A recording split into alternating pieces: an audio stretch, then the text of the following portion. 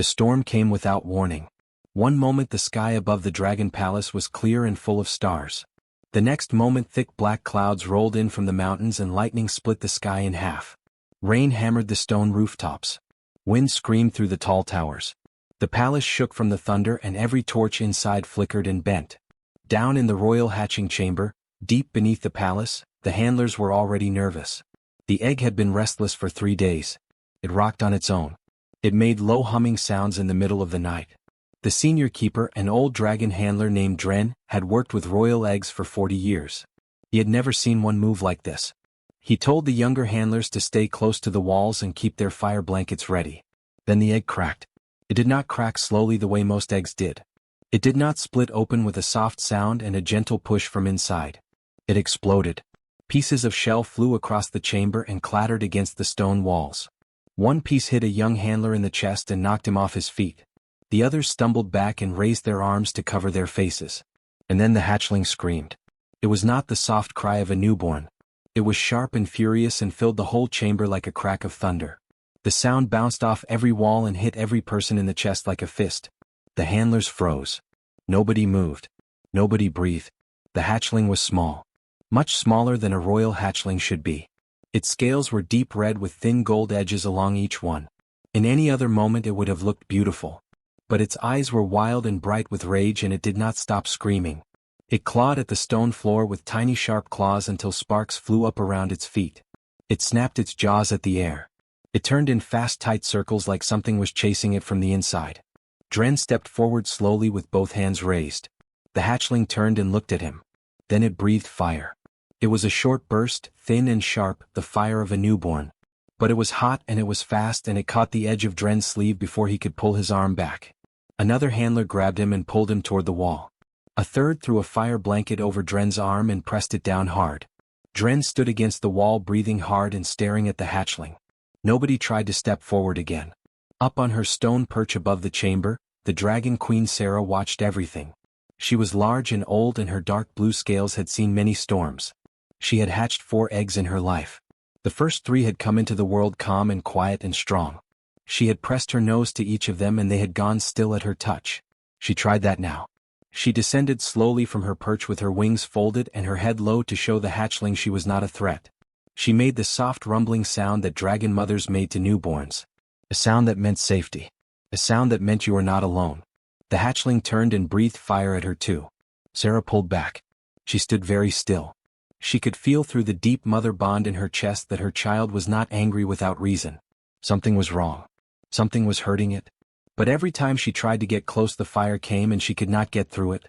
By morning the royal court had gathered behind the iron bars at the far end of the chamber.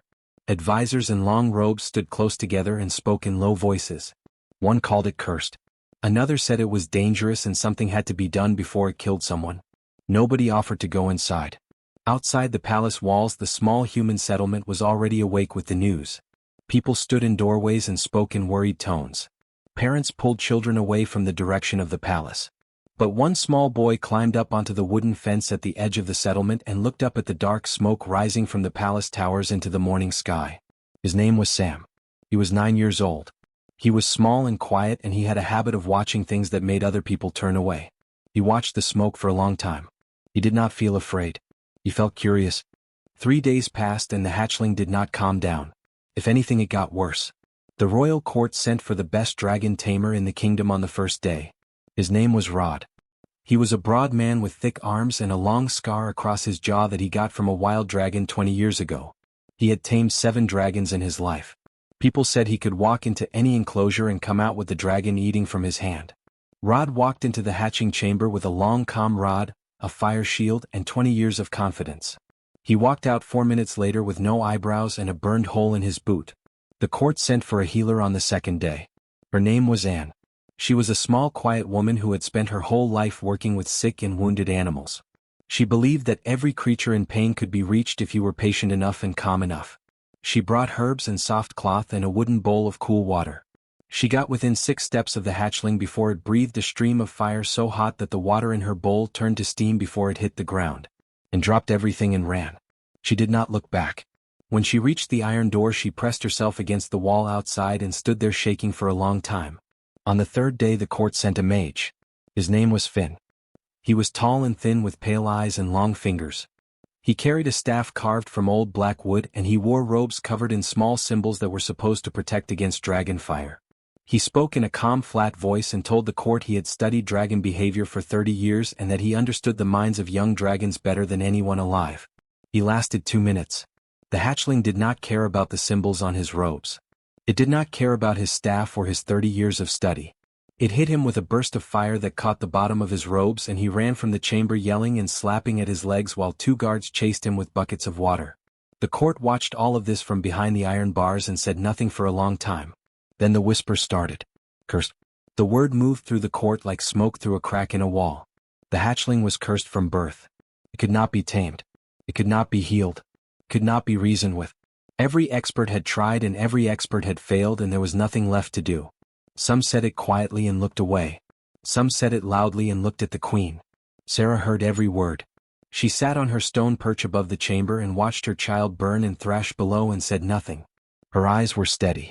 But anyone who looked closely could see the grief sitting heavy behind them. She had not slept in 3 days. She had not eaten. She stayed on her perch and watched because she could not bring herself to leave and she could not bring herself to go closer either. On the 4th day one of the senior advisors approached the queen with a low bow and a careful voice. He said the words slowly and chose them gently but the meaning was plain. The hatchling was a danger. To the handlers. To the court. To the queen herself. If no one could calm it and no one could heal it then perhaps it was a mercy to end its suffering now before something terrible happened. Sarah looked at the advisor for a long moment. She said one word. No. And the advisor bowed and walked away and did not bring it up again that day. Outside the palace walls Sam came back every morning.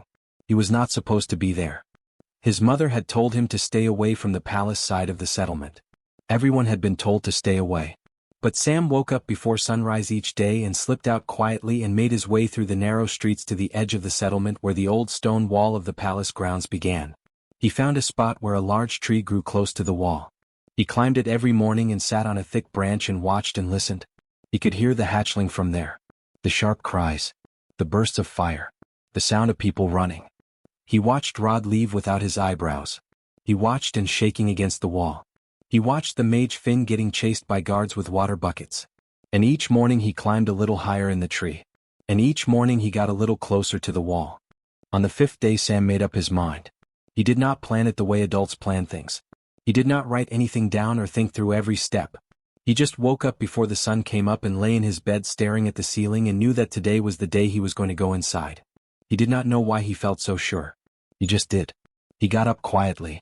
He pulled on his shoes and his old brown jacket. He did not take anything with him. No food. No water. No tool of any kind.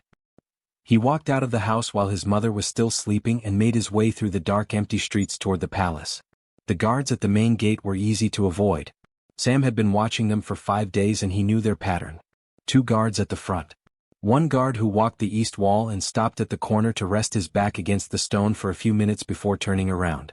Sam waited for that moment and slipped through a low gap in the side gate that the guards used to pass food carts through. It was not locked. Nobody thought a small boy would use it. He moved through the palace grounds slowly and stayed close to the walls. The stone was cold and wet from the night air. His breath came out in small clouds in front of his face. He could hear the hatchling from across the courtyard. That sharp broken sound. Like something trying to cry and scream at the same time. He found the hatching chamber door. It was heavy iron and it was closed but not locked. The court had stopped locking it after the 3rd day because the handlers had needed to get out too fast too many times. Sam put both hands on the iron handle and pulled. The door groaned and swung open just wide enough for him to slip through. He stepped inside. The chamber was large and lit by torches on the walls. The smell hit him first. Smoke and burnt stone and something sharp underneath that he could not name. The hatchling was at the far end of the chamber near the nest. It was pacing. Back and forth. Back and forth. Its claws clicked against the stone floor with each step and its tail swept behind it and knocked loose pieces of shell off the edge of the nest. It had not seen him yet. Sam walked to the middle of the chamber and sat down on the cold stone floor. He crossed his legs and put his hands in his lap and sat very still. The hatchling stopped pacing. It turned its head and looked at him. For one long moment nothing happened. The hatchling just stared. Its gold-edged red scales caught the torchlight and threw small pieces of light across the walls. Its eyes were bright and sharp and fixed on the small boy sitting alone in the middle of the floor. Then it charged. It came fast. Much faster than something that small should be able to move. Its claws scraped against the stone and fire built up in its throat and its eyes burned bright and it came straight at Sam like a stone thrown from a great height. Sam did not move.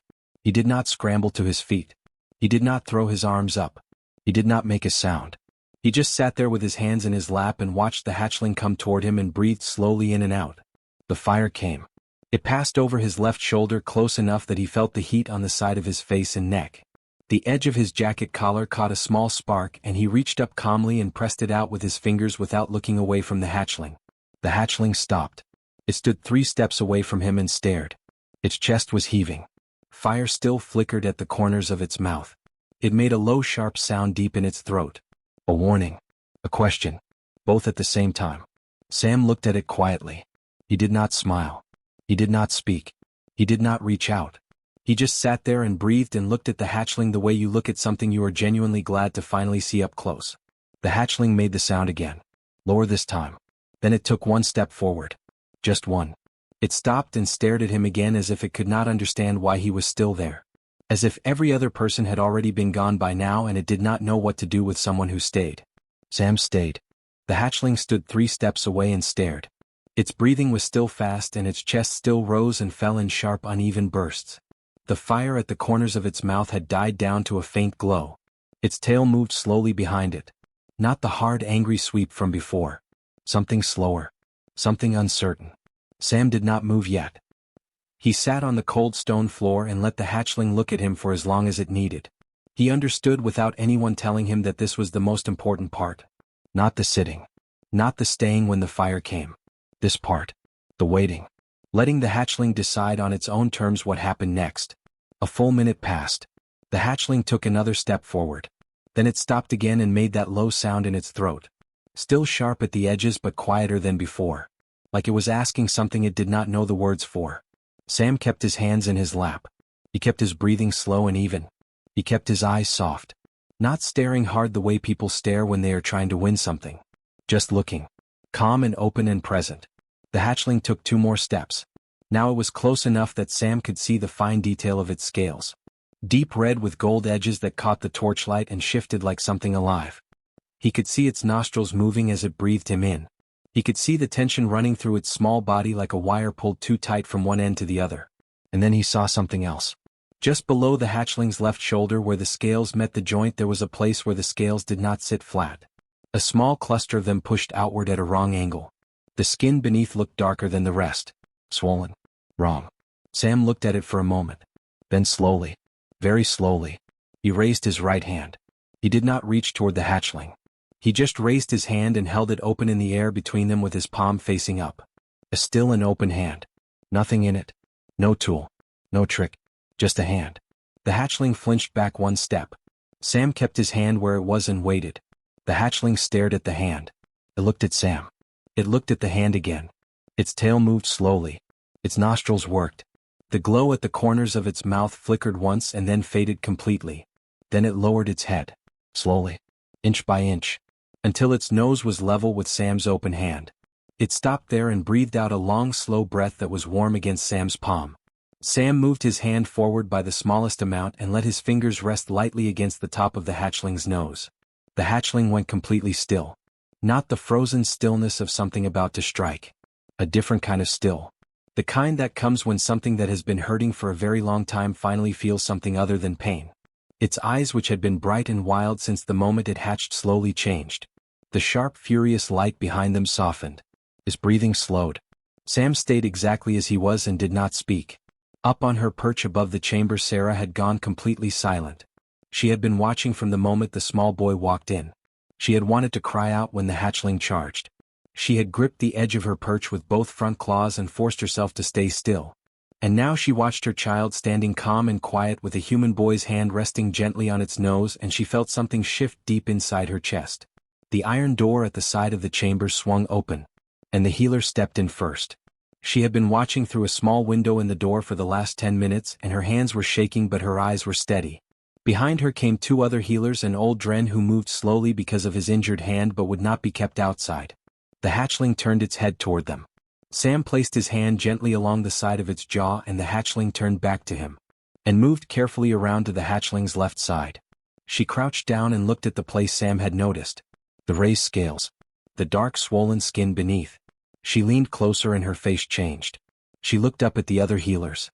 She said it quietly but everyone in the chamber heard it clearly. There was a wound beneath the scales. Deep and infected. Pressed against the bone. It had been there since birth. Hidden under the scales where no one had looked closely enough to find it. Every movement the hatchling made had pressed against it.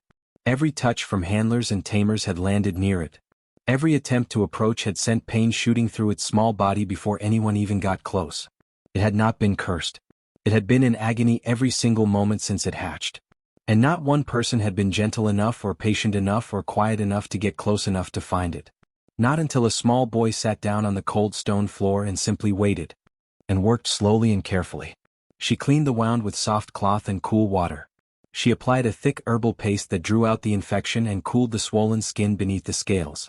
She worked in small gentle movements and spoke in a low quiet voice the whole time. Not to anyone in particular. Just soft steady sound to fill the silence and keep the air calm. The hatchling let her. It stood still the entire time with Sam sitting on the floor beside it. Sam had moved from the middle of the chamber to the hatchling's side without anyone telling him to. He just felt that was where he should be. He sat close enough that the hatchling could feel him there. Close enough that when it tensed during the more painful moments of the cleaning, Sam could place his hand lightly against its jaw and it would go still again. It happened 3 times during the treatment. Each time the hatchling felt the pressure of the cleaning on the deep part of the wound, it pulled in a sharp breath and its eyes went bright for a moment. Each time Sam placed his hand gently against its jaw and said nothing and the brightness faded and the hatchling breathed out slowly and let and continue. Dren stood near the wall and watched all of this with his bandaged hand held against his chest. He had worked with dragons for 40 years. He had seen tamers and healers and mages and scholars try every method known to the kingdom. He had never seen anything like this. A small human boy with no training and no tools and no knowledge of dragon behavior sitting on a cold stone floor and doing what 40 years of expertise could not do. He did not feel ashamed of this. He felt something closer to wonder. And finished the treatment as the morning light began to come through the high narrow windows of the chamber. She wrapped the area carefully with soft cloth soaked in healing oil and stepped back and looked at her work. The hatchling's breathing had changed. It was slower now. Deeper. The kind of breathing that comes when pain that has been constant for so long finally begins to lift. The hatchling turned its head and looked at Sam. Then it lowered itself to the ground. All the way down. Its legs folded beneath it and its chin came to rest on the stone floor and its eyes, which had burned with fury since the moment it hatched, slowly closed. It slept. The chamber was completely silent. Nobody spoke. Nobody moved. The healers stood where they were. The guards at the door stood where they were. Dren stood against the wall with his eyes bright. Everyone watched the small sleeping hatchling and the small boy sitting quietly beside it, and nobody could find a single word that felt big enough for the moment. Then came the sound of great wings folding. Sarah descended from her perch. She came down slowly with her wings spread wide and her movements careful so that the sound of her landing would not wake the hatchling. Her dark blue scales caught the morning light coming through the windows. She was enormous in the chamber. Her head alone was larger than Sam's entire body. The floor vibrated softly under her weight as she crossed the chamber. She stopped in front of Sam.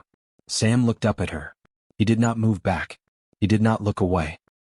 He sat on the cold stone floor beside her sleeping child and looked up at the Dragon Queen with the same calm, open expression he had worn since the moment he walked through the iron door.